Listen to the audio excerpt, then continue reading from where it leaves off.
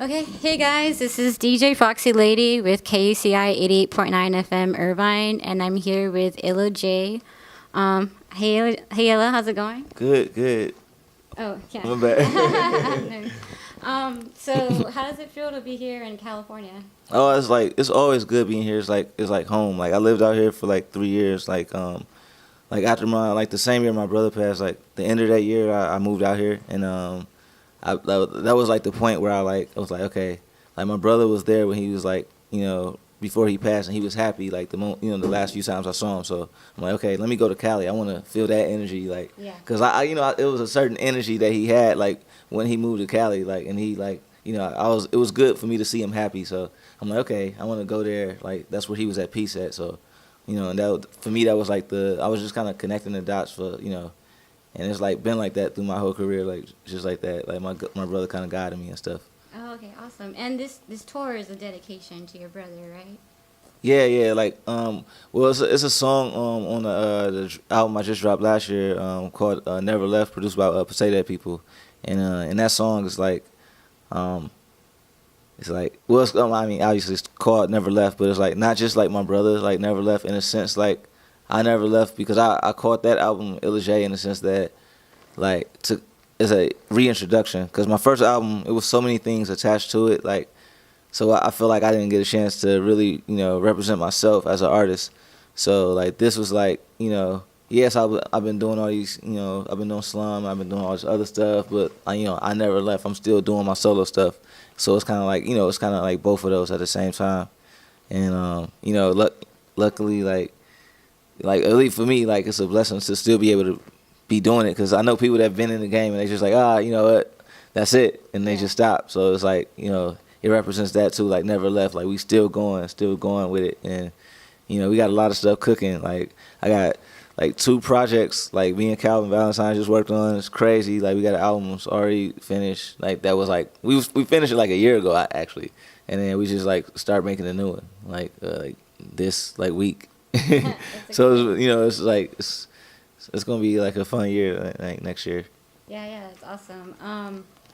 I wanted to ask also, I asked my friends questions to ask you, and one of them was, when you make a song or a beat, do you think about like how your brother would critique it or what he would think about it? Oh yeah, all the time. Like for me, like especially like when I'm like writing a rap, like for me, I like my brother's pocket. It's like very like it's like a stutter, like almost like you know what I mean. But at the same time, it's how he talks. Mm-hmm. Like sometimes I stutter, like he stuttered more than me, but he kind of made it a part of his rap. Like so when I did like you know what I mean. Yeah. So like just staying in that pocket and like I always think about that when I'm like writing my rhymes or whatever. But as far as like production, definitely I think about that. Like if I'm making something or even like when I'm picking beats, like I find myself I'll pick something like not on purpose, but like I'll pick something like, ooh, I know he would mess with this. Like we got a track called Skywalker, and like I know he would mess with that. Like he would mess with that kind of track. He would make something like that. Like so when I heard that, I was like, oh man, I gotta rock with that one. Yeah. And but yeah, it's like that's always like in the back of my mind. But at the same time, I feel like connected to him in a way, in the sense that like musically, what I'm doing, he would be doing anyway. But it's like how it was meant to happen. Like I'm an extension of where he was going. But like, and I don't know. It's kind of like we like twin souls, but not like we not twins. Like obviously we like 12 years apart. Like, but in a sense, like our journeys are connected. Like what he was supposed to do, like I was supposed to like continue that, and like from my pops and stuff. And there's so many signs with that, and like I know the mic is all the way down Oh there. no, I'm pretty sure the audio still got captured. But like it's so many signs with that, and like again, like I was saying before, like he's always guiding me, like I always feel my brother's spirit with me. Um, do you have any idea of like what your brother would think about the hip hop scene right now, or any rappers you think he would like, or who do you personally listen to? Sorry, that's like a lot of questions. Oh no, well I know my brother would like. I know he would mess around. Well, I mean that's the thing. He's already made trap style beats like 10 years, 10 years ago, you know what I mean? Like that kind of stuff. But like, I think he would mess with that, but then like flip it though. Like, okay, they want to make this. Okay, I'm gonna do some trap stuff, and I'm gonna flip it on them. You know what I mean? Do something crazy, like next level version of it. But like he was always like, in tune with everything that was going on. So it's like, cause I don't see him as I honestly see him as we were talking about this the other day. Like I see him as a major, like a major label like producer. Like I feel like he's like put like in the underground, but when you think about it, he's had hits that's been like big hits, but it's like they just didn't know who did it. So it's like he didn't get that acclaim or whatever. But I definitely see it like on that level. But I forgot what the question was. Who do you listen to, like rappers or artists? Well, like for me, like I'm trying to see. Like it's like all over the place. I would say like And it can if be you all want, genres. It doesn't have to be hip hop solely. I'm gonna say Tame Impala. Like I listen to their stuff. Like on some pop stuff. Like I listen to like Rihanna. Like Solange got some dope stuff. Like I like singers, like vocalists. Just listening like to different melodies and stuff. If you want to go old school, like I would say, like obviously Al Green, Marvin Gaye, Sam Cooke, Michael Jackson, Prince. That's one of my favorite artists of all time. DeBarge, another one of my favorite singers. I'm trying to see D'Angelo, Maxwell, and then like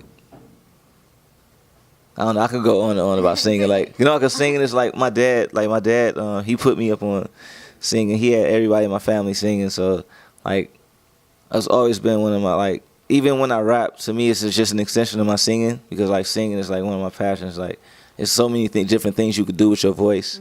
Like messing with the melodies and just like how you do your voice. You could change your voice into different characters and stuff. Like, I read in an article that you've made like rock songs and soul songs. Is there any way we'll hear those songs?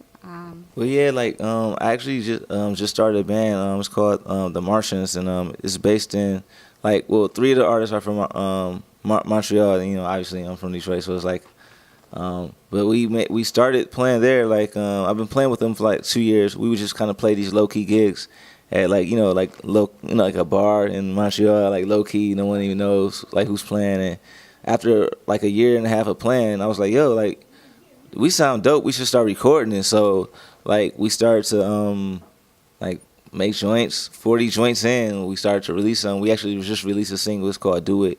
And it's like Martians, like, not spelled like, Martians, but like Marshens.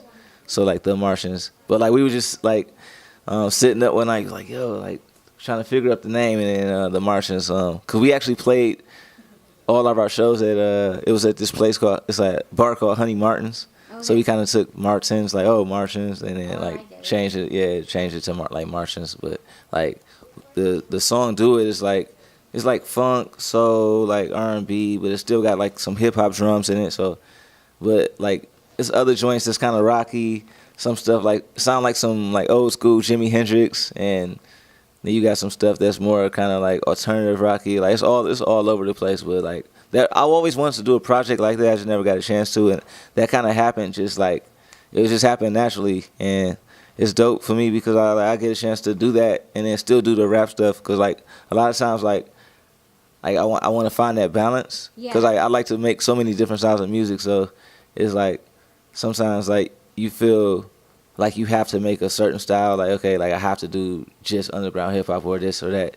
But, you still want to do other stuff. But, like, now I'm in the point where I feel like I could just do whatever. Like, you can do everything you want. Yeah, like, and it's open, like, I feel like the music scene is open like that right now. Like, it's wide open for anybody willing to be creative and go wherever, with it musically. Because I feel like people listen to a little bit of everything right now. Mm-hmm. And I know you're living in Montreal, Canada. Yeah. Are there any bands or artists you recommend out there that we don't know about? I mean, if you don't know about like Kaytranada is a super dope producer.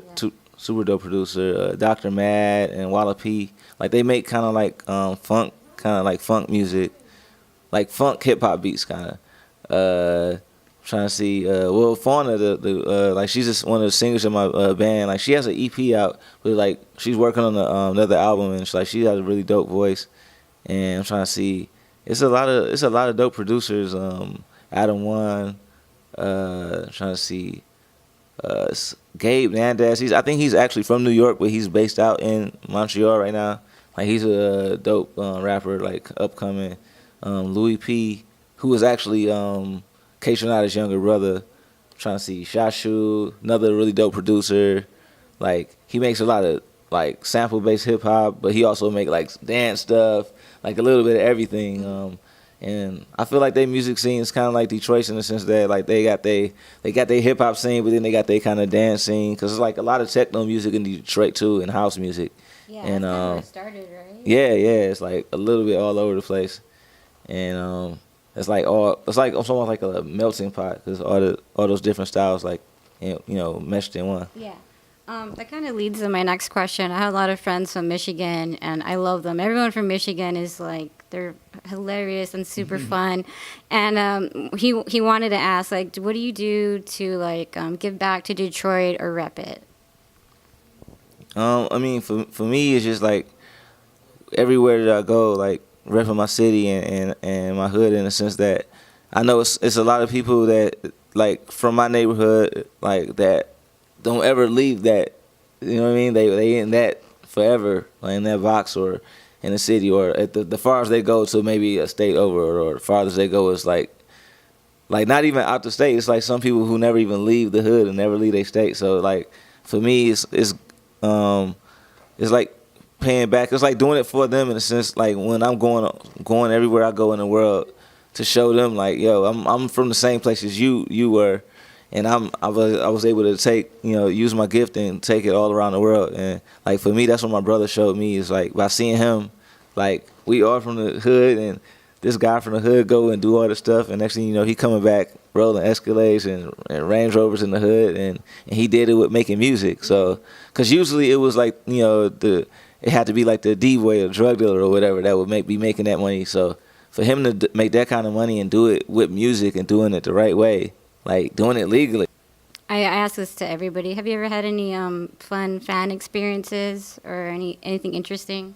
Well, for me, I would say, I was in the studio with Bishop Lamont, and it was actually here in Cali, and I think it was at Can-Am, if I'm not mistaken, and I was doing my verse. I was on it was on the song. It was me, Bishop Lamont, and Frank, and then I'm doing my verse, and Bishop, he always has different people coming into the studio. And I look down, I look up, and it's Busta Rhymes, and he's like in the studio. I'm like, and you can see through the glass and through the recording booth. I'm like, oh man. So I'm like doing my verse. I'm like nervous, like finishing it up because it's like one of my favorite rappers is out there. I'm like, oh man, like I don't want to mess up or like I don't want to sound corny or whatever. And then I got out, and then obviously we got a chance to talk or whatever. And then I was able to see him record his verse, which was crazy to me. Like I never saw to see one of my favorite rappers recording, and I would thought he was gonna be like super hype and all that, and he was just like super calm. But yet his voice when it was coming out, it was like it had that energy to it. You know what I mean? Like I don't know, I learned a lot from that. But yeah, that was awesome being able to see like Busta Rhymes like record a verse. Like that was dope. Yeah, that's awesome. I asked this to everybody too. Can you tell us like 3 interesting like random facts about you that people won't know? I'm trying to see. Number 1. I mean, I guess I'm just numbering them. So, I'm a super like Michael Jordan fan. Like, cause I love basketball. Like, growing up, like music. Like I always music was always like the natural thing we would always sing and all the time. It was just something we always did. Like I always knew I would do that, but I was focusing a lot of my energy growing up on like. I wanted to go to the NBA so bad. I wanted to be like Michael Jordan. Like that was like, I was like really one of those kids. Want to be like Mike. I was like that kid. Like I bought the game. Like it was like the VHS. Like I would record all the games like on tape and everything. Like I was a huge Michael Jordan fan. Okay, I guess if I keep going on, too, I'm a really good bowler. Like I could have went pro bowling too. if I wanted to. If I kept going, like I had like a 200 like average, like 200 to like 205 like average for like a year or two. So I was like, I was really good at bowling. I'm still, you know what? I'm still good. I probably got like a 180, 190 average now. So I could like, yeah, I could bowl pretty good. And then number 3 is, okay, one that's not sports maybe. I'm trying to see. Seinfeld is my favorite Oh, okay. show. Comedy show. Yeah, yeah. Seinfeld, I love Seinfeld. It's like the episode, the bad. You got I know all the episodes, like so many episodes by heart. Like I watch them so many times. Oh yeah, yeah. Like my sister, like she has she the one that put me up on to Seinfeld, and she has the whole the box set. So we would just watch that, like every one. Like I watched every season at some point. I think we watched like earlier this week. Like we were watching it like while I was out here. Oh, that's cool. Yeah, I love Seinfeld and Curb Your Enthusiasm too. Yeah, it's a certain type of humor to like appreciate those shows. Like, Yeah, yeah, exactly, like yeah. dark humor, yeah. And like some people don't get it. Like I don't get it. Like what's so Yeah. funny? But I'm like, yo, it's like it's the point of like but again, it's like you were saying, it's like a certain people like you just have to get that kind of humor. Yeah. Or they need like the audience clap, to, Yeah, to exactly, laugh. yeah. And I also want to say, if your brother was here, like, is there anything you'd like to tell him? Ooh, deep. Yeah. Honestly, so much. It's like so many questions out. Cause I feel like when my brother passed, I was still 17. I was like, well, no, I mean like the last time that I talked to him, like I had a chance to hang with him, I was like 17. I mean, when he passed, I was 19. But like the last time I got a chance to really talk with him and hang with him, when I was like only like 17. So I never got a chance to have like I guess kind of a grown conversation with him. Like I'm like 30 now. Like I'm like 2 years. You know what? That's kind of bugged out to me because like the last times I seen him, he was 30 and 31. So like I'm 30 now. Wow, that's bugged out. That's crazy. But it's like I would want to have a conversation with him now at 30. Like but I know it would be funny. Like he would probably be laughing. Like you 30? Like that's crazy. You know what I mean? Because like he's my big brother. So and he the oldest of us. So it's like I was like the youngest. I was like the baby. So like when you the youngest, no matter what, no matter how old you get, you always the youngest. Everybody always treat you like the youngest, you the baby, or whatever. But like, I don't know. I mean, I would be curious to hear. Like, I mean, I know I feel it when I'm making my music. I could feel if he would be feeling it. You know what I mean? But I would like to have him here physically and to say like, yo, like I like that joint. That joint is crazy. Or yo, them drums. Like I like how you singing that or whatever. That would be dope. But I don't know. I think I would just like, I don't know. That's something deep because like for me it's like I could ask him. It's so much that I could ask him, but definitely I would be curious like how you feeling like the music I'm putting out there. Yeah. And one last thing, can you just give a little description of him, of how he was as a person, like how you remember him best or like to portray him? I mean, for me, like I just remember him as like being like silly, but like he was like, cause he had like different sides. He was like, he could be like really serious. So like, if you don't know him, you would think like is he mad or something? Like but he not. He's just like he's chill. Like cause he was quiet. Like we were all quiet, but I feel like he was the quietest. My sister is quiet too. She more to herself. Like we all air signs, so like we all kind of like I don't know what I was about to say about that, but like we all kind of like I guess airy. Like we just kind of in our own world and just kind of just like floating around. Just like. But like he was definitely like really silly. Like he had a really silly side that people don't know about. You know what I mean? But then he also had this like gangster side. Like like very protective. Don't mess with my family. This that. But I don't know. My favorite thing about my brother is like his work ethic. Like that's what I learned from him, and that inspired me so much. Cause like I even got I'm not sure what grade I was in school, but. I got like state honorable mention for this paper I wrote, and it was about how like my brother and Michael Jordan was like like my heroes, and I was like, but like what they had in common was their work ethic and how they work at something. Because I saw him work at it, and he put that work in, and he achieved it. You know what I mean? And I was like, to me, that's like, it's again, I even saw Tim Grover say something like that. He was like Michael Jordan's trainer, and he said, "There's no secret to success. It's like just do the work, you know." And that's what it is. I learned that from my brother. So, but like he definitely was he was a very silly like cracking jokes. Like he'd be cracking jokes right now, you know, if I'm doing an interview. Like I couldn't imagine doing an interview with him. That would be bugged out. Like you know what I mean? Like Yeah. I always think about that. Like you know, like if we were to ever like. 'Cause, you know, obviously I did do Yancey Boys. It was produced by him, but it would be different if he was here. And like, you know, I imagine myself like touring with him, DJing for me. Like that would be crazy. That would be so trippy.